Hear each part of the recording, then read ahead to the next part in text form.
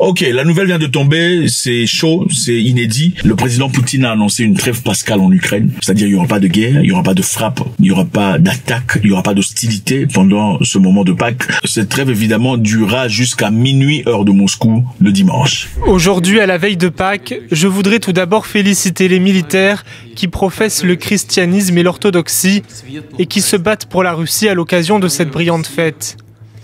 Je félicite tous ceux qui, dans notre pays et dans le monde, célèbrent, honorent et respectent ce jour. Guidés par des considérations humanitaires, la partie russe déclare une trêve pascale de ce soir 18h à minuit dans la nuit de dimanche à lundi. J'ordonne que toutes les actions militaires cessent pendant cette période. Nous supposons que la partie ukrainienne suivra notre exemple. Il s'agirait de la plus importante pause dans les combats depuis 3 ans. L'ordre de Poutine à court terme donné aux troupes russes de cesser toute activité de combat, un ordre que l'Ukraine n'a pas encore annoncé si elle respecterait ou pas. On attend de voir ce que les Ukrainiens diront. Ceci évidemment intervient des mois après des pressions exercées par le président américain Donald Trump sur Vladimir Poutine. C'est très intéressant de voir, on va essayer de comprendre, malgré les pressions subies par Poutine depuis Donald Trump, pourquoi a-t-il réagi quand il le veut? C'est-à-dire, quand Poutine a reçu cette pression venant de Trump, une demande de trêve de 30 jours, il n'a pas tout à fait accepté. Il n'a pas rejeté directement, mais il n'a pas tout à fait accepté. D'accord? Il ne voulait pas rejeter pour pas donner l'impression qu'il était hostile à la paix. Mais il n'avait pas accepté. Il a donné des conditions qui ont été difficiles à respecter. Nous sommes d'accord avec les propositions visant à mettre fin aux hostilités. Mais nous pensons que cet arrêt doit être un arrêt qui mène à une paix durable et qui s'attaque aux causes profondes de cette crise.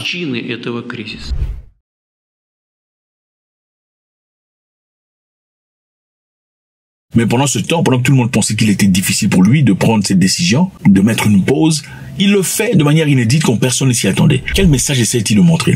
Essaie-t-il de montrer au monde que je peux prendre des décisions quand moi je veux? Je suis au contrôle, même quand je suis même au moment de faiblesse, si ça se présente, je suis toujours au contrôle de la situation.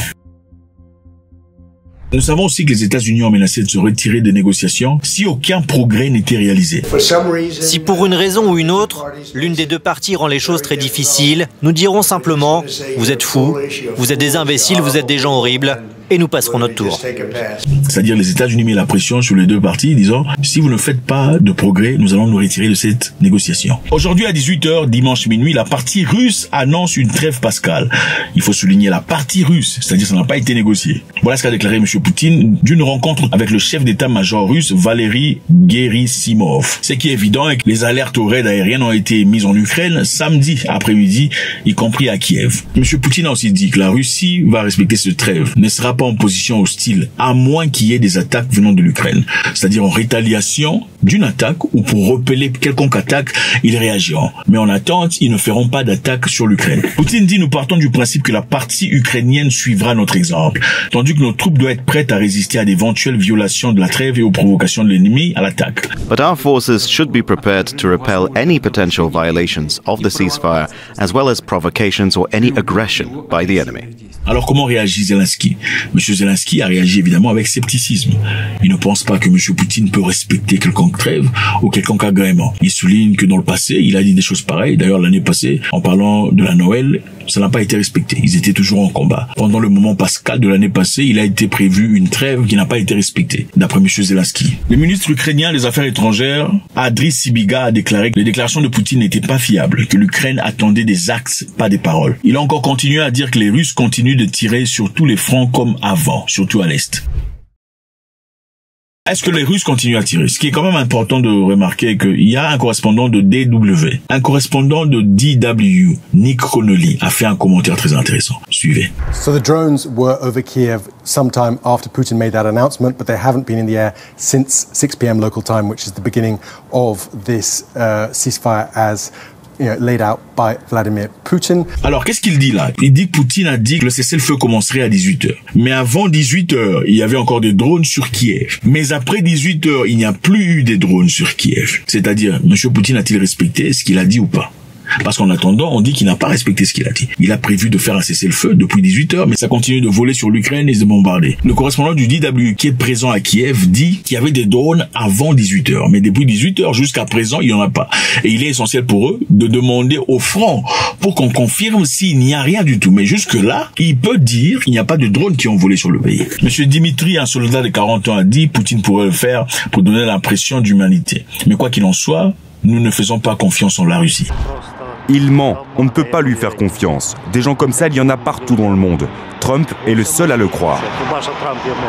Zelensky dit ces 30 heures ne mèneront à rien. Je ne vois aucun résultat. Les massacres de nos peuples continueront à 100%. Il faudra aussi signaler que la Russie et l'Ukraine ont également procédé samedi à un important échange de prisonniers de guerre. Chaque camp affirmant avoir restitué plus de 240 militaires. Bon, on va essayer d'examiner un peu. Si M. Poutine ne voulait pas de trêve, ou en moins une pause, il ne pense vraiment pas ce qu'il a envie de dire. Parce que des fois, on peut dire des choses qu'on ne pense pas. Voudrait-il, dans ce cas, échanger des militaires pour aller fêter leur fête de Pâques à la maison? 240. Point d'interrogation. Supposez qu'il le ferait. Pourquoi, dans ce cas, les Ukrainiens continuent à se plaindre? Ils disent que Poutine aurait ordonné une trêve pascale, mais apparemment sur le terrain, elle n'est pas respectée. Zelensky a déclaré que les attaques de drones étaient en cours juste avant le début de l'ordre de Poutine. Juste avant le début, mais pas après l'ordre. C'est un peu... on ne sait pas. Il y a plusieurs questions à se poser ici, les amis. La première question, pourquoi M. Poutine a fait ça? Aurait-il fait ça pour donner une bonne impression aux yeux du monde? C'est-à-dire montrer aux gens que moi, je n'ai aucun problème. En fait, c'est lui le problème. Regardez, j'ai initié une trêve pour cette fête de Pâques. Pour que les gens, évidemment, passent du temps en famille et se relaxent, sans avoir inquiétude. Numéro 2. M. Poutine aurait-il malicieusement annoncer cette trêve pour pousser les Ukrainiens à se réunir? Étant chrétiens pour la plupart, ils se réunissent pendant cette fête de Pâques. Et ce serait une belle opportunité pour jeter des bombes et les détruire. Ceci, évidemment, est une question que beaucoup d'Ukrainiens se posaient. Et manifestement, la raison pour laquelle ils ne font pas confiance à M. Poutine. Voilà pourquoi beaucoup de militaires ne sont pas réunis religieusement pour prier, pour pas qu'ils soient une cible. Maintenant, la question reste, si M. Poutine voulait évidemment faire des cibles dans ce cadre-là, pourquoi il n'y a pas eu de bombardement dont on peut reconnaître, évidemment, si on avait, on aurait entendu parler, on aurait vu des vidéos. Numéro 3, pourquoi y a-t-il une trêve? Est-ce parce que M. Poutine veut gagner la sympathie des chrétiens en Russie et en Ukraine? Nous savons que les deux pays sont prédominants chrétiens et orthodoxes. En mettant une pause à cette guerre, c'est une façon évidente de dire, moi, je suis quelqu'un de bien, moi, ok, j'ai de l'humanité. Je voudrais que vous passiez un moment spirituel et familial, agréable. Ce n'est qu'une stratégie, évidemment, de propagande, on essaie de comprendre. Ou M. Poutine l'a vraiment fait parce qu'il est vraiment chrétien dans son cœur et pense vraiment qu'il faudrait prendre une pause. Pâques est le jour de la victoire. Nous savons qu'il existe un jour de la victoire dans la guerre.